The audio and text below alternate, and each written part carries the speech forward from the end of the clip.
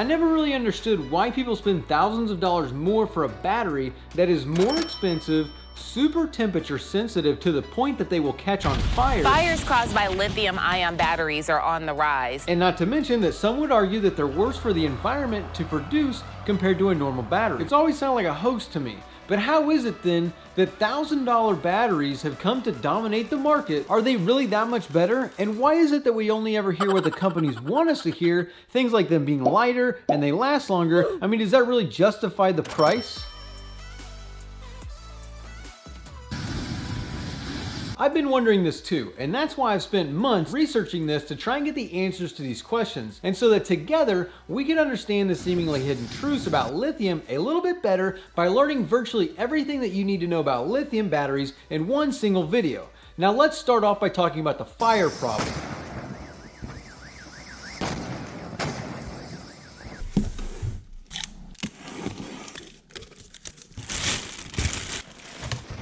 There are three mainstream and common chemical makeups for the most popular EV lithium batteries, being lithium ion or lithium ion cobalt, lithium iron phosphate or LFP, and lithium nickel manganese cobalt or NMC. Just straight lithium ion cobalt is losing popularity simply because LFP and NMC just have more to offer in terms of power, safety, and longevity. NMC is a super popular type because it basically has more storage capacity, but is a lot more susceptible to doing what is called thermal runaway. Thermal runaway is a chain reaction within a battery cell that occurs when the temperature inside a battery reaches the point that causes a chemical reaction to occur inside the battery. And it's this thermal runaway that causes them to catch on fire, and can be very difficult to stop once it has started. And it can even happen again later on to the other cells left in the battery, even days after it has already happened once.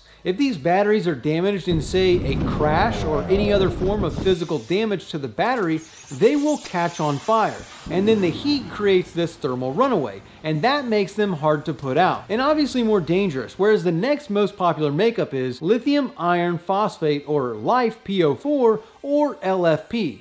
And this chemical makeup is much safer and doesn't catch on fire if damaged, though they can still have thermal runaway, but it's like 97% less likely to happen from what I can find. Which is why it's the most common one for boating. Though a massive problem for lithium batteries is that for most of them, they will not accept an alternator charge current, meaning that you can't simply put them in and charge them like a normal lead acid battery.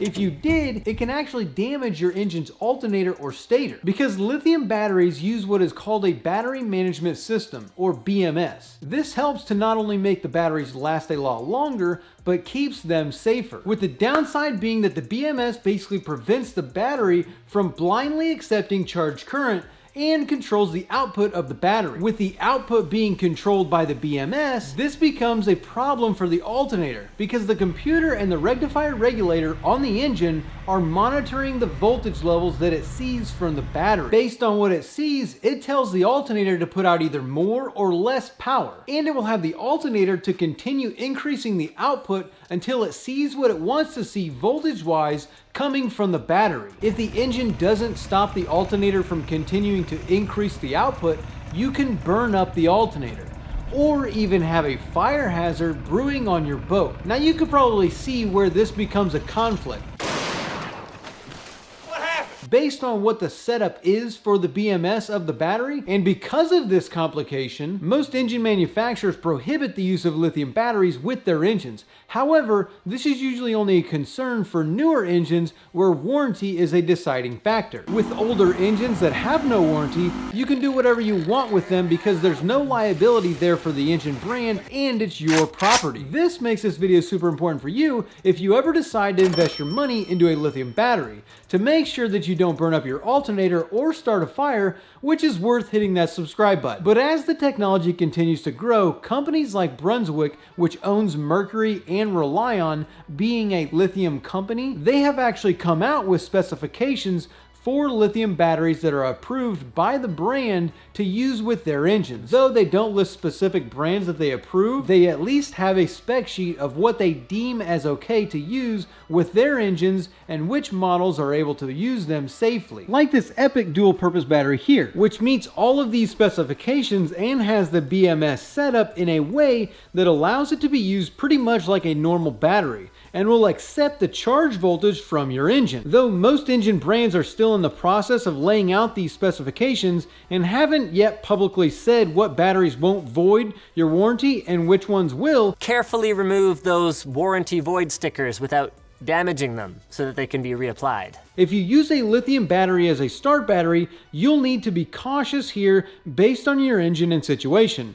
Otherwise, you will need something like a DC to DC converter in order to allow the engine to charge your lithium batteries. And this just adds a whole nother level of complexity to your system when you're trying to use a lithium battery as your engine's battery. This battery's BMS has that converter already built into it, but it's also why you can see such a price difference between all of the tons of different lithium battery companies that are out there on the market. Like this battery is $800 compared to a similar lead acid battery at like $200, $300, or even $450. Just remember, if you buy cheap, plan on buying often. There's usually a reason something is way cheaper than something else. But we'll get into the longevity thing in a minute, because another thing that we found with lithiums is, unlike lead acid batteries, they aren't rated the same. Most batteries have a CCA, or cold cranking amps, rating on the battery, and this rating tells us how many amps the battery should put out for 30 seconds at 0 degrees Fahrenheit, where lithiums don't usually have a cold cranking rating because the way they discharge power is so much different from the way that a lead acid battery does.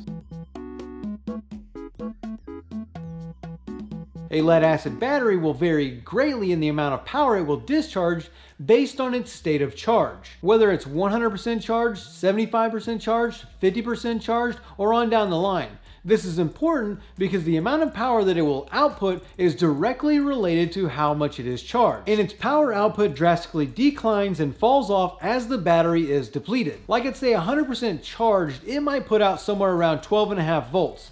Then at say 70%, it might put out somewhere around 11.5 volts.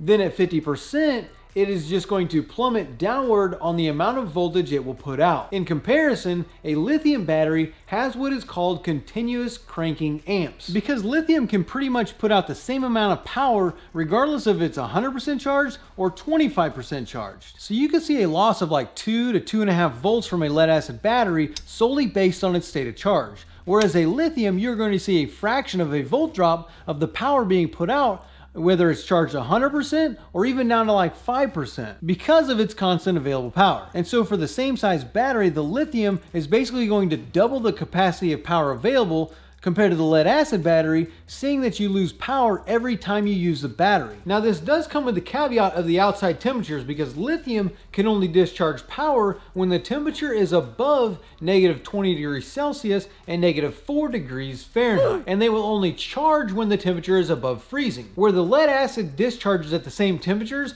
but will still actually also take a charge all the way down to -degrees Celsius and -4 degrees Fahrenheit. I'm so cold. This is important because it goes back to the safety factors of the BMS and making sure that it's regulating those temperatures to prevent thermal runaway, as well as when it will allow the battery to charge to assist in making the battery cells last longer. Most lithium batteries available are just simply deep cycle batteries right now, but with the introduction of the dual purpose batteries and the desire to use them as engine cranking batteries because of their available power and the longevity, which we'll get to, this temperature issue can be a factor. Like our Epic battery here that has temp sensors built into the BMS, if it senses temperatures below freezing and you're trying to charge it, it simply diverts that charge current to heaters that it has built into the battery. And then once the temperature gets above like 40 degrees or something like that, it will simply divert that charge power back to the battery cells and will return to charging the battery as normal, which again is along the lines of the safety aspects of the battery. Now when it comes to the issue of self-discharging, most of us have had the pleasure of learning the hard way what it means for a battery to simply self-discharge from just sitting. And lead acid batteries even lose more power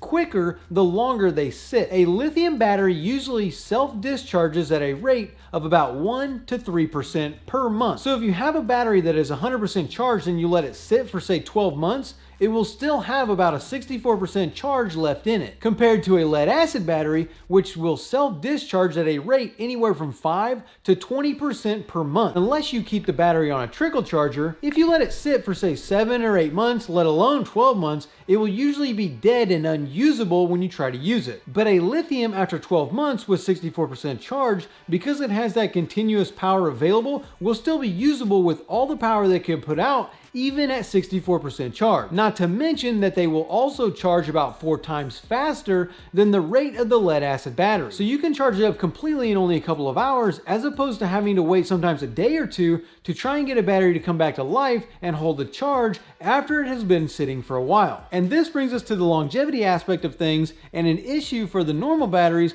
but actually an advantage to the lithium batteries, being the cycle life that they each have. Now, different people and companies have different definitions of what constitutes a cycle life. But what I've gathered is that most companies consider a cycle life to basically be when a battery goes from 100% charged down to about 0 to 20% charged and then recharged. Though some would say that that would be considered 2 cycles, having depletion being 1 cycle and charging being another cycle. For simplicity's sake, we're just going to go with the down to 0 to 20% and back up as 1 cycle life. Now for a regular lead acid battery, most of them have around a 200 cycle count life. This means that you can run this depletion cycle only about 200 times. Mind you, this is theoretical and will depend on the quality of battery that you have.